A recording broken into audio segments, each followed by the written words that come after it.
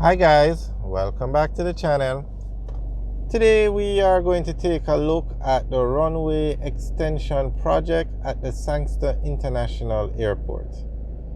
Now, this project is not being done by China Harbour Engineering Company. It's probably one of the few projects. It's being done by Lagan, Lagan.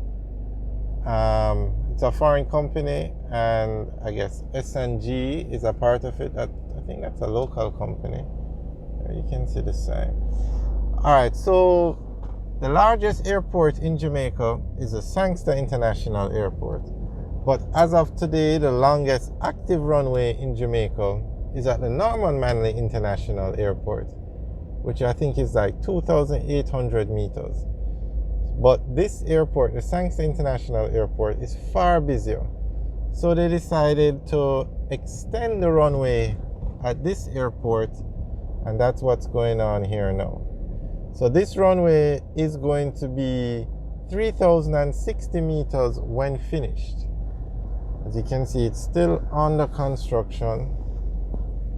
So we're just giving you guys a tour. And that will allow this airport, the larger planes, to land here.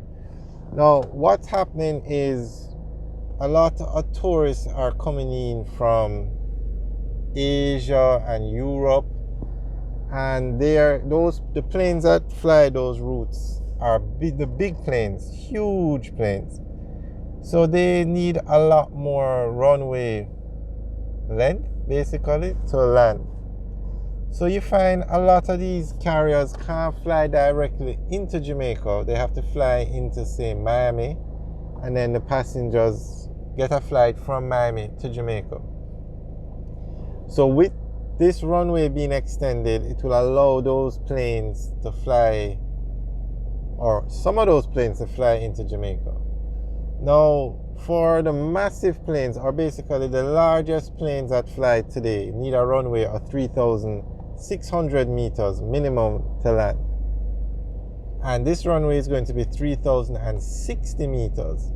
So there definitely is some more improvement that needs, or some more extension that needs to be done. But for now, this will be 3,060 meters, and it will be the longest runway in Jamaica.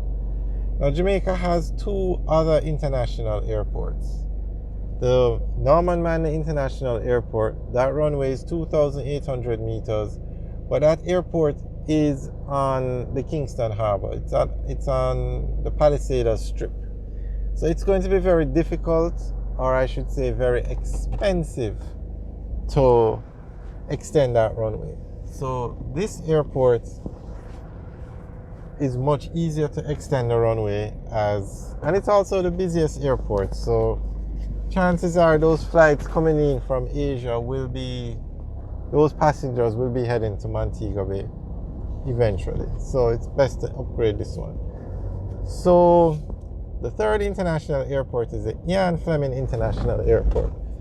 But honestly, I'm not sure. That runway is not even 2,000 meters. It's 1,000 something meters. So the plane from, like, say, a 747 from, or even a 737 from Miami can't land there. It's private planes, the charter planes that carry like 18, 20 people that use that airport. So you really have to ask the question. Yes, it's good to have an international airport. Jamaica needs them. But why not just extend the runway so that it's even 3,000 meters, 2,800 meters, longer than like what Norman Manley is. But nonetheless, that runway is, I think, probably 1,500, 1,400 meters. Nowhere close to what this runway is. And as I said, it doesn't allow the big planes to land there. So hopefully, I'm not sure if I can even extend the runway based on the terrain. Not sure, but we'll check it out. But this is the Sangster International Airport. the Runway extension project. And I think this project costs, in all, I think the government is spending hundreds, not hundreds, tens of millions. I think it's 70 million US it costs to extend this runway. I'm not sure, I'll double check. And I think in all, the government is spending like 300 million to upgrade the airports. Oh, I shouldn't say the government, I should say 300 million is being spent because this airport operates under a concession agreement. So it's owned by the Jamaican government, but I think it's a Mexican company. A foreign company operates the airport on a concession agreement. So the government will get paid a fee and whatever is stipulated in the contract, but the actual day-to-day operations of the airport is by a foreign company. So this is Sandals White House on the right. And not to be confused, there is another Sandals in the White House area of Westmoreland, but that one is Sandals South Coast. This is Sandals White House. Right, so the foreign company, the Mexican company, operates the airport, but they don't own it. It's owned by the Jamaican airport. So now that there's talk of building another international airport at Vernon Field, persons are thinking, or it's coming out in the comments that persons think that these airports are owned by the foreign companies, but it's not. It's owned by the Jamaican government, but a foreign company operates it. In the same way, Highway 2000 is owned by the Jamaican government, but foreign companies have a concession to operate it.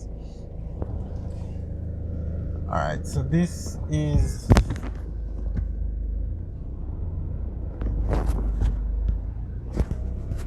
the runway.